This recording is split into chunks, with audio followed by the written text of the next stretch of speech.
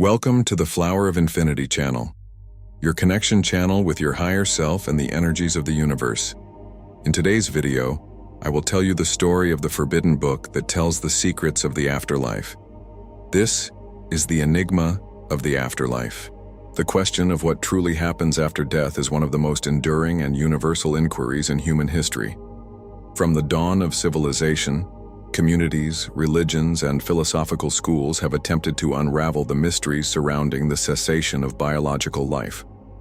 While the experiences of living are widely documented, our daily routines, the growth of consciousness from infancy to adulthood, and the accumulation of knowledge, death often remains an enigma.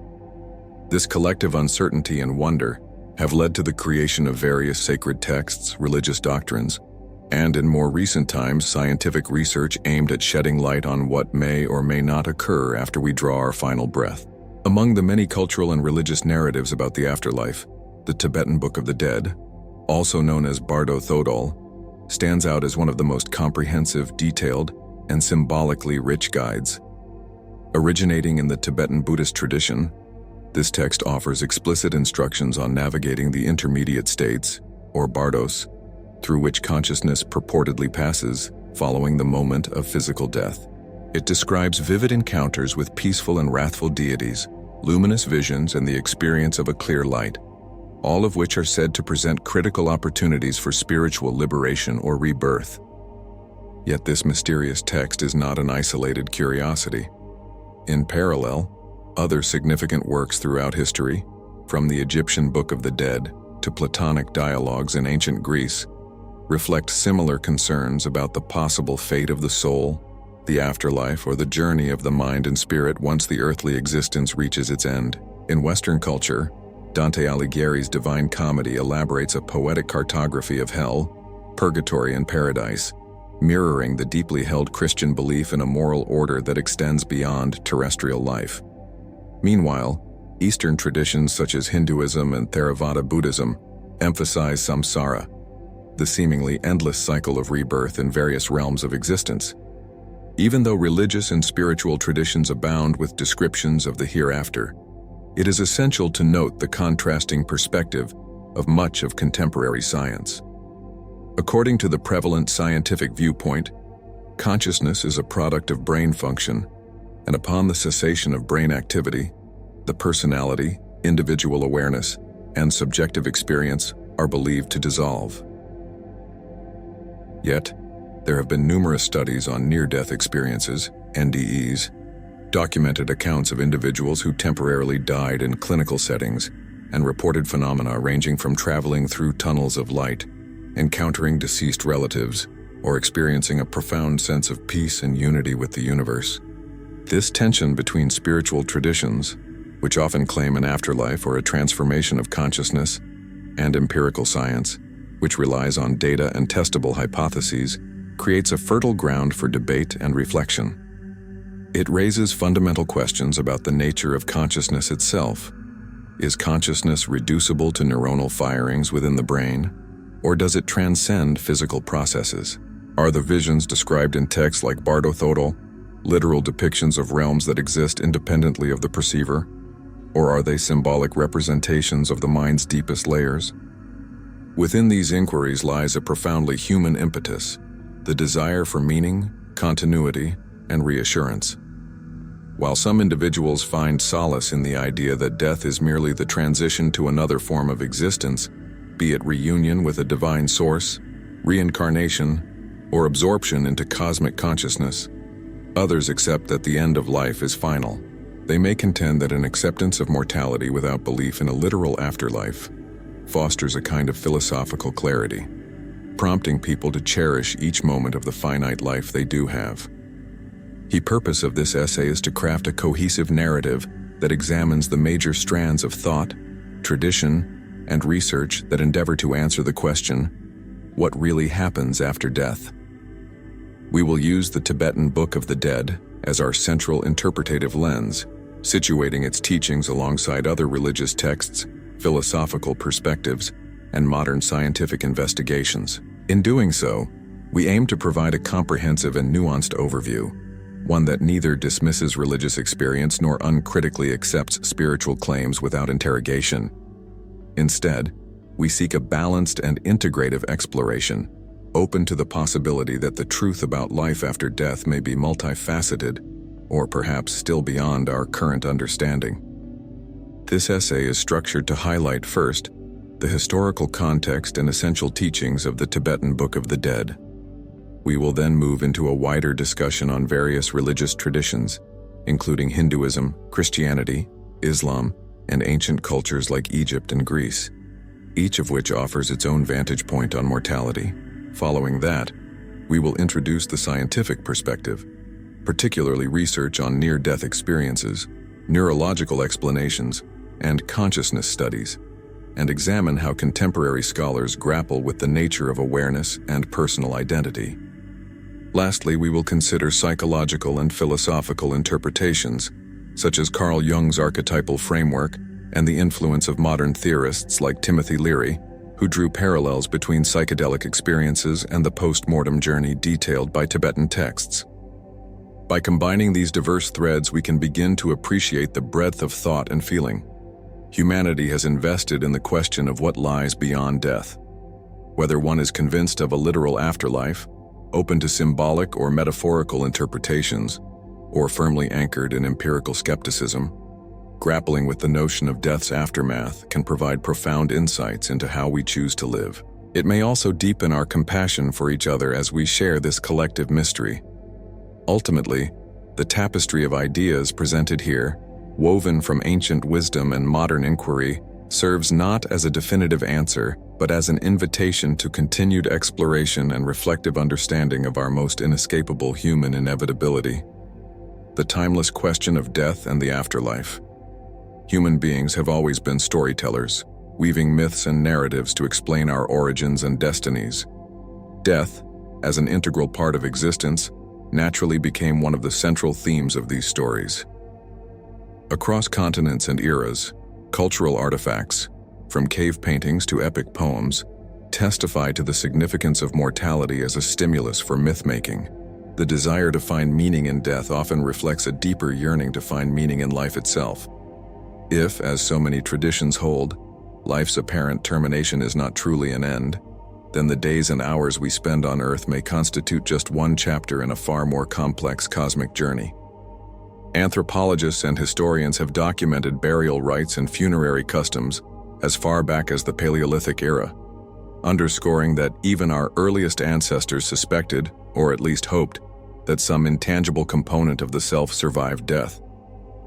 Grave goods, tools, food, ornaments were often interred alongside the deceased, presumably to aid them in a post-mortem existence. This practice appears in the burials of ancient Egyptians, who meticulously prepared the dead for an arduous passage through the Duat, an underworld realm.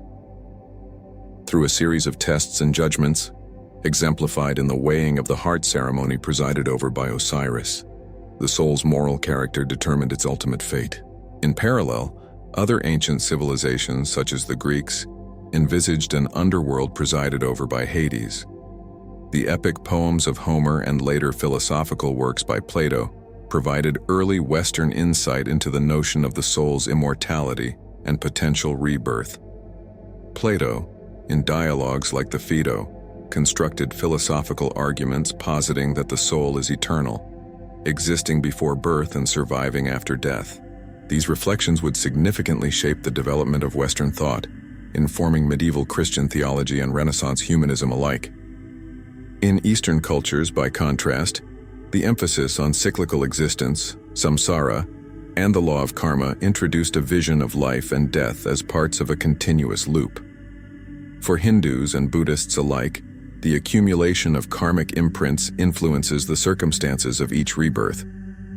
Liberation, whether conceived as moksha in Hinduism or nirvana in Buddhism, entails transcending this loop, dissolving the illusions of worldly attachment, and realizing the ultimate nature of reality. The Bardo Thodol emerges from this broader Buddhist context, specifically within Vajrayana or Tantric Buddhism, where esoteric practices are designed to expedite spiritual awakening and liberation. From a psychological perspective, The perennial human concern with death may also arise from our cognitive capacity for self-awareness.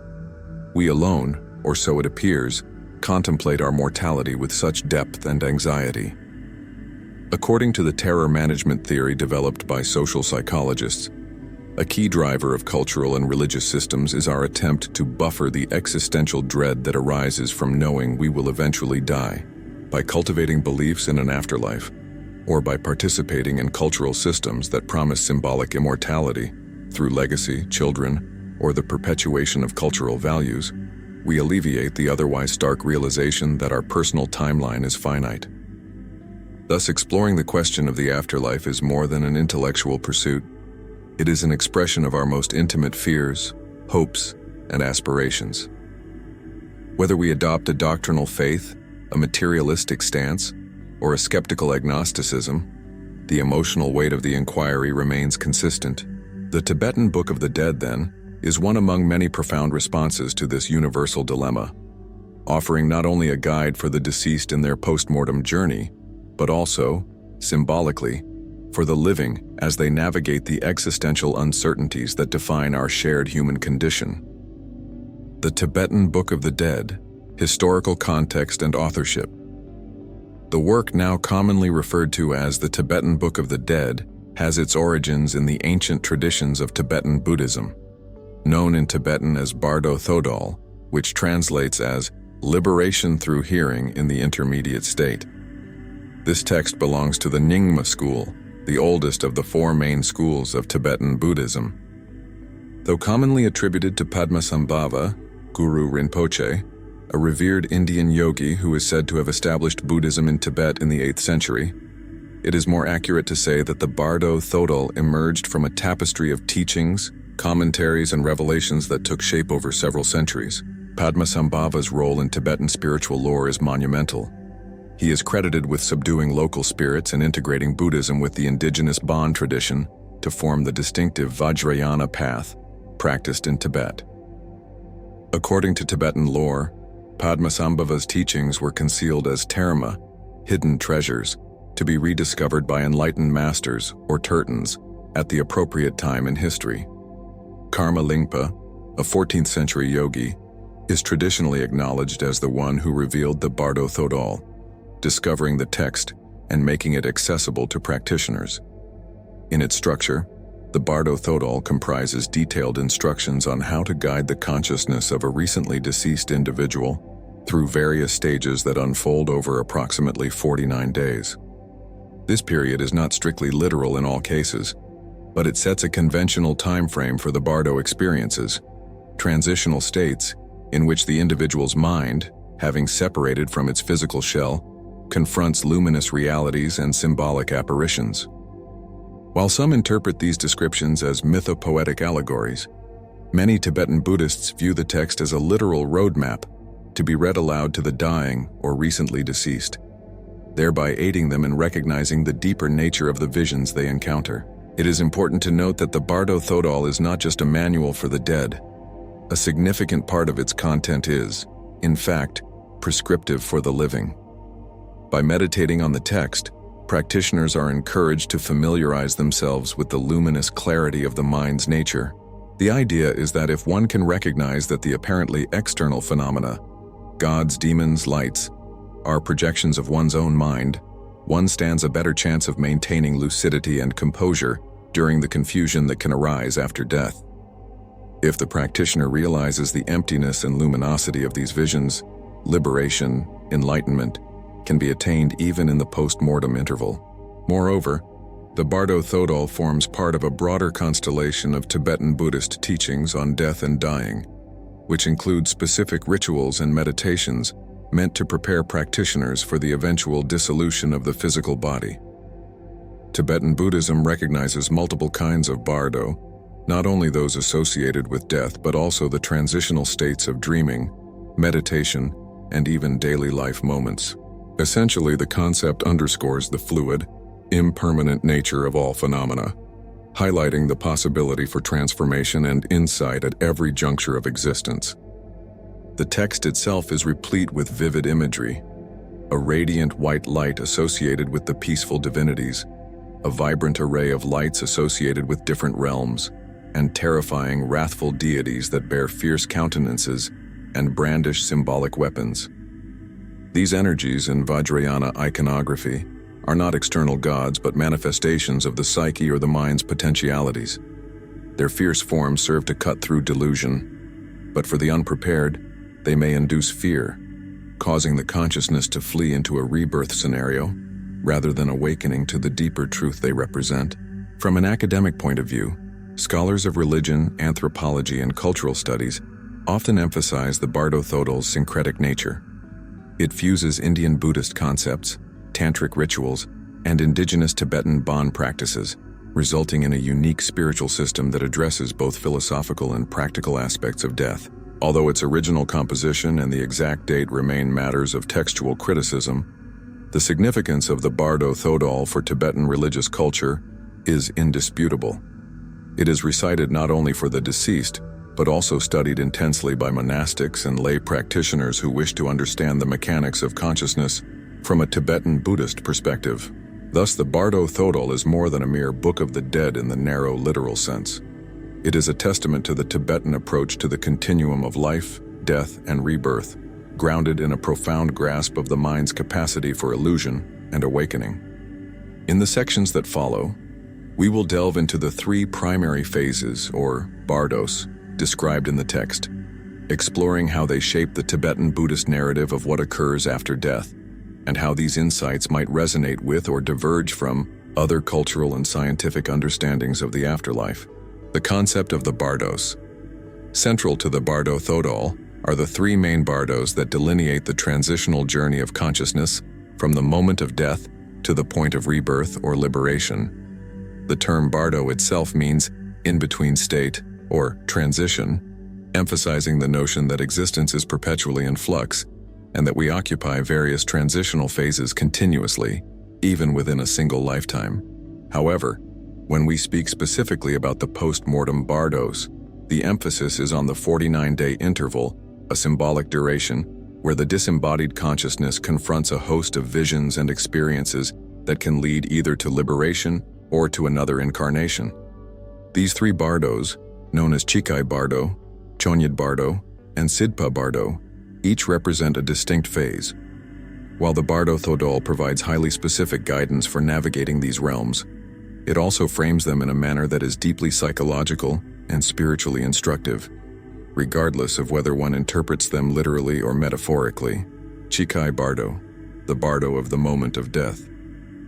The Chikai Bardo refers to the first transitional period, spanning from the initial onset of physical death to the immediate aftermath of the dissolution of the ordinary senses and consciousness.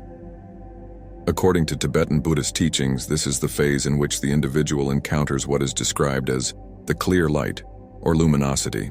In esoteric Buddhism, the clear light corresponds to the Dharmakaya, the fundamental essence or true nature of mind, primordial awareness that is empty, radiant, and boundless. During this stage, if the dying individual has cultivated sufficient meditative experience and spiritual insight during life, they may recognize this clear light as their own intrinsic nature. Such recognition can lead to instantaneous liberation, thus bypassing further cycles of rebirth.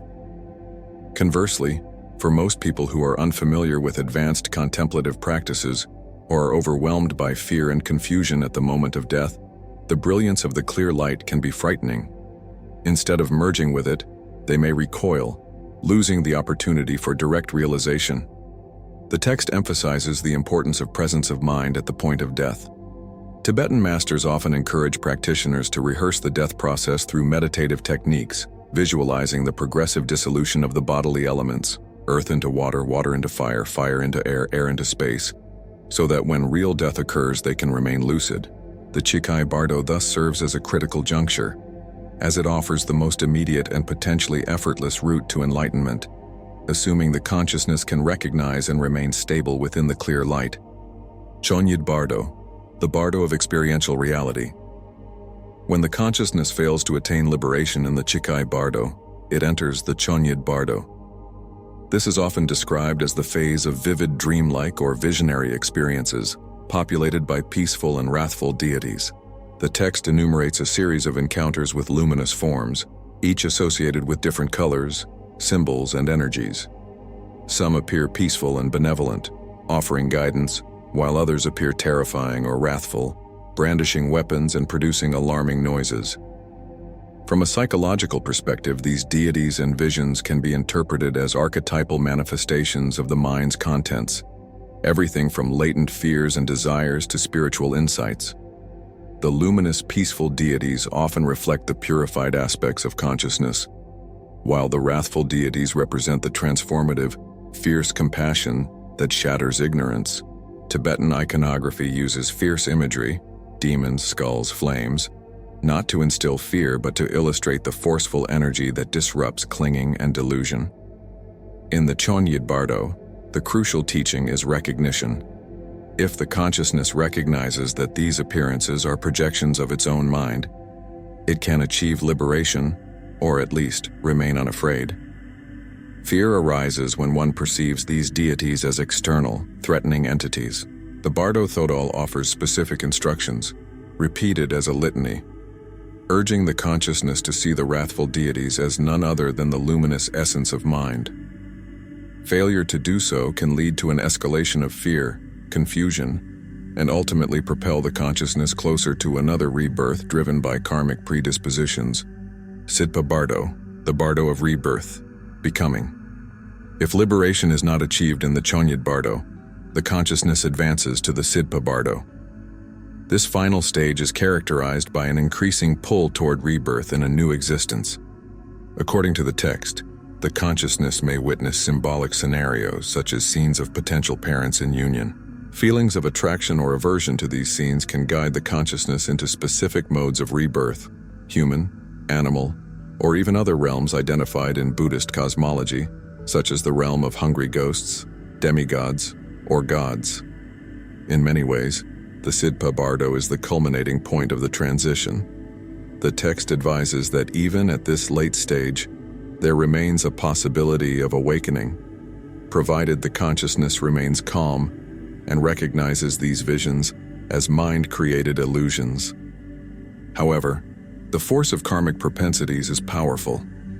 Unresolved desires, anxieties, and attachments can magnetize the consciousness toward particular parents and bodily forms, effectively sealing one's fate in a new birth.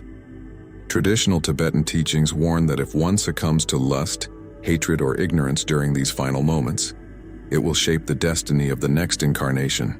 Thus, the overarching message is one of awareness and equanimity, even in the face of intense imagery that can provoke emotional turbulence. Collectively, these three bardos, as detailed by the Bardo Thodol, construct a vivid and instructive tapestry of the post-mortem journey. Whether interpreted literally as a metaphysical account or symbolically as a psychological map of the unconscious mind, the text underscores the transformative power of recognition, recognizing the illusory nature of phenomena, the radiance of consciousness, and the importance of mental training that continues right up to and beyond the moment of death. Parallels with other ancient texts on death. The specificity and depth of the Tibetan Book of the Dead invite comparison with other texts that similarly address the passage from life to death. One such text is the Egyptian Book of the Dead, a collection of spells, prayers, and formulas designed to help the deceased navigate the perilous journey through the underworld. Duat. Like the Bardo Thodol, the Egyptian Book of the Dead provides a kind of travel guide for the departed soul, though its metaphysical framework, complete with gods like Anubis, Osiris, and the monstrous Ammit, differs from the Tibetan context.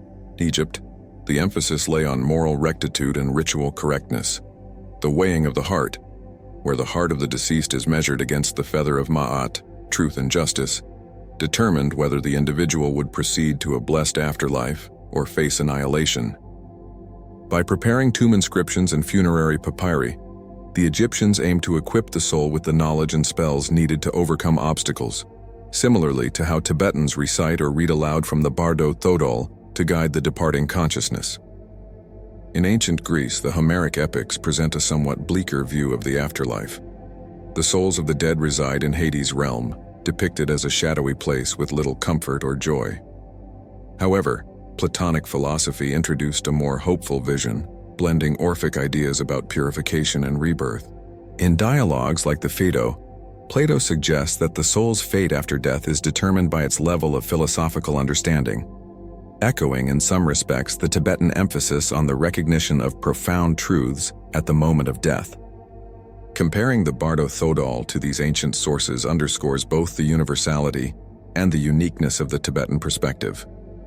Universally, we see the recurring motif that death is not the final erasure of identity, but a threshold to be crossed, one that demands preparation and moral or spiritual insight.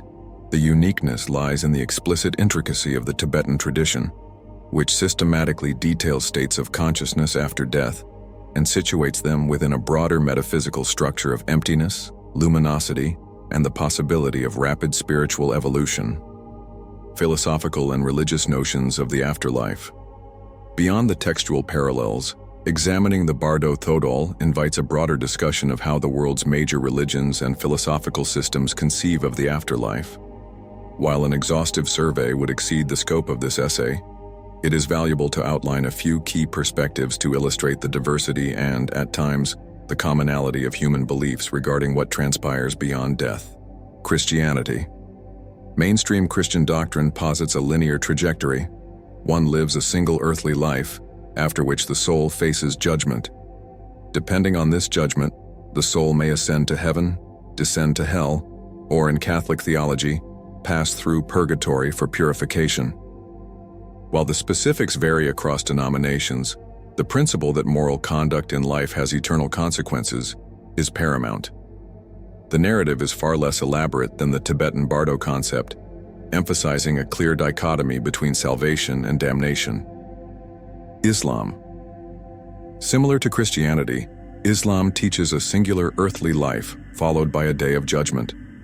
The Quran portrays a vivid eschatology involving resurrection of the body and a reckoning before God. Faithful believers who have lived righteously anticipate paradise, Jannah, while those who have committed grievous sins and rejected faith face punishment in hell, Jahannam.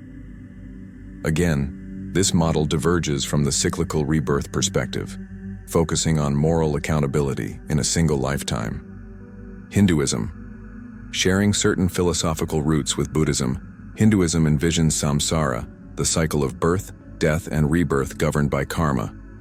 The ultimate goal, moksha, is liberation from this cycle, achieved through various spiritual paths such as devotion, bhakti, knowledge, jnana, or disciplined practice, yoga.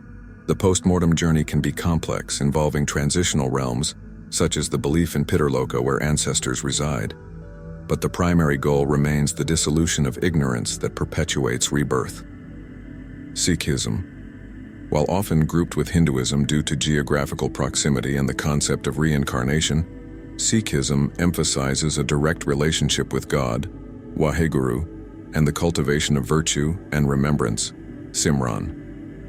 The soul's progress after death hinges on merging with the divine. Though not as elaborately codified as the Bardo system, there is an implicit acknowledgement of continued existence and potential rebirth. Judaism. Traditional Jewish belief concentrates more on life in this world, Olam Hazeh, emphasizing righteous living and adherence to commandments. Nevertheless, there are references in various texts to the resurrection of the dead, Tekiyat HaMetim, and a future world, Olam Haba. Kabbalistic traditions even discuss Gilgul, reincarnation, but these concepts are more esoteric, lacking the universal acceptance found in mainstream teachings. Against this religious backdrop, the Bardo Thodol stands out for its highly specific post-mortem itinerary and the possibility of using the after-death state as a platform for spiritual awakening. While parallels can be drawn with the moral impetus found in Christian and Islamic eschatology, i.e. that one's deeds and mental dispositions shape post-mortem outcomes, Tibetan Buddhism's cyclical framework and stress on recognition of mind's nature is distinctive. It is here that we encounter an intersection between spiritual insight, moral conduct, and the deeply personalized journey of consciousness beyond the body. The intersection of science and spirituality. In contrast to these religious traditions, the modern scientific perspective on death typically views consciousness as an emergent property of brain function. Once the neurons cease firing, memory, personality, and subjective awareness are generally assumed to vanish. This stance, often referred to as physicalism or materialism, has dominated Western scientific thought for centuries. However, in the last few decades, research into near-death experiences, NDEs, the study of consciousness and anomalies in neuroscience, have reintroduced the possibility that the relationship between mind and brain may be more complex than previously assumed. Near-death experiences, NDEs. Prominent researchers such as Raymond A. Moody, Bruce Grayson, and Kenneth Ring have collected thousands of case studies where individuals who were clinically dead or close to death reported remarkably similar phenomena, traveling through tunnels, encountering beings of light, reviewing their lives in a panoramic flash, and feeling a profound sense of peace or cosmic unity. While these anecdotes are not proof of an afterlife, they challenge the notion that consciousness inevitably shuts down the moment the brain stops. A key question arises: are these experiences merely hallucinations caused by oxygen deprivation or the release of neurochemicals such as endorphins or DMT in the dying brain? Or do they reflect an actual transition to another dimension of existence? Skeptics point to the verifiable physiological changes that occur during cardiac arrest or severe trauma, and suggest that NDEs could be illusions produced by an overstressed or failing brain. Proponents of a more expansive view of consciousness counter that some NDE accounts contain veridical perceptions, reports of events that supposedly occurred while the person was unconscious, later corroborated by witnesses. Though contested, such findings keep the debate alive. Neurological studies of consciousness. Contemporary neuroscience is devoted to unraveling the hard problem of consciousness, how subjective experience arises from the electrochemical processes in the brain. The field has progressed significantly, using functional magnetic resonance imaging, fMRI, and other technologies to map neural correlates of consciousness. Researchers like Giulio Tononi propose the Integrated Information Theory, IIT, suggesting that consciousness depends on the extent of information integration within a system. However, even advanced theories struggle to account for the qualitative first-person experience, what philosopher David Chalmers calls the explanatory gap. In the context of the afterlife debate, the scientific mainstream remains cautious. The inability to pinpoint a physical mechanism by which consciousness could exist independently of the brain typically leads to the assumption that post-mortem consciousness is implausible. Yet the door is not entirely closed, as some scientists entertain the notion that consciousness could be a fundamental aspect of reality, akin to space and time, rather than a mere byproduct of neural complexity. Parapsychology and non-mainstream research. While parapsychological research is often dismissed by mainstream science for lack of replicable evidence under controlled conditions, some studies examine phenomena like past life regression, mediumship, and out-of-body experiences. The work of the Division of Perceptual Studies at the University of Virginia, founded by Ian Stevenson and continued by researchers like Jim B. Tucker, collects cases of children who claim to remember past lives. Some of these cases include verifiable details that the child ostensibly could not have known, lending at least anecdotal support to the idea of reincarnation or survival of consciousness. Critics argue that such cases may involve cryptomnesia, forgotten memories of previously encountered information, random coincidence, or deliberate fraud. Nonetheless, the debate persists, indicative of the deep existential importance humans attach to the possibility of life beyond death. Though no consensus exists, the existence of ongoing research in these areas demonstrates a continued scientific curiosity and an acknowledgement that not all phenomena are fully explained by existing paradigms. Psychological interpretations. In addition to religious and scientific perspectives, there are psychological frameworks that attempt to decode texts like the Tibetan Book of the Dead and interpret their imagery in terms of inner experiences, archetypes, and personal transformation. Carl Jung's archetypal view. The Swiss psychiatrist Carl Gustav Jung took a profound interest in Eastern religious texts and their symbolic systems. In Jung's model, the collective unconscious houses archetypes, universal symbols or patterns that manifest in myths, dreams, and religious experiences across cultures. Jung interpreted the peaceful and wrathful deities depicted in the Bardo Thodol as personifications of these archetypes, representing facets of the psyche that one must integrate or transcend for psychological wholeness.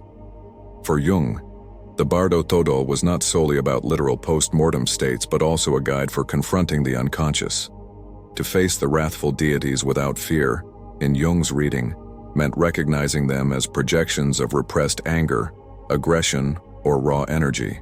When integrated, these energies become catalysts for personal transformation. Thus, in the Jungian interpretation, the afterlife journey described by Tibetan texts parallels the individual's quest for individuation, a process of reconciling conscious and unconscious elements of the psyche. Timothy Leary and the psychedelic experience. In the 1960s, Timothy Leary, Ralph Metzner, and Richard Alpert, Ram Dass, co-authored the psychedelic experience, drawing explicit parallels between the LSD or psilocybin journey and the bardos of the Tibetan Book of the Dead. They posited that the dissolution of the ego, common to certain psychedelic states, mirrors the psychological death and subsequent rebirth described in the text. Under the influence of mind-altering substances, users often report encounters with radiant lights, entity-like presences, or overwhelming sensations of unity, experiences that Leary and his colleagues likened to the Chonyid and Sidpa Bardos. While this adaptation was controversial, both within the scientific community and among traditional Tibetan Buddhists, it opened a broader conversation about altered states of consciousness and their capacity to model post-mortem experiences. Critics point out that chemical-induced visions should not be conflated with genuine insight into the afterlife. Nevertheless, the parallel underscores the potential for texts like the Bardo Thodol to serve as symbolic or practical guides for any profound shift in consciousness, whether triggered by death, contemplative practice, or psychedelics. An integrative framework. Reconciling diverse perspectives. Given the vast array of interpretations, religious, scientific, psychological, it may seem challenging to reconcile them into a single coherent framework. Yet, certain bridging concepts can help us appreciate how these viewpoints might coexist without invalidating one another. One such concept is the notion of metaphor and symbolism. Even if one adheres to a strictly materialistic worldview, the imagery and instructions in the Tibetan Book of the Dead can be appreciated as powerful metaphors for the psychological process of confronting one's deepest fears and desires. Conversely, a devout Tibetan Buddhist might fully embrace the literal reality of the Bardo states and still find value in scientific findings that detail how fear, hallucinations, or near-death experiences function in neurological terms.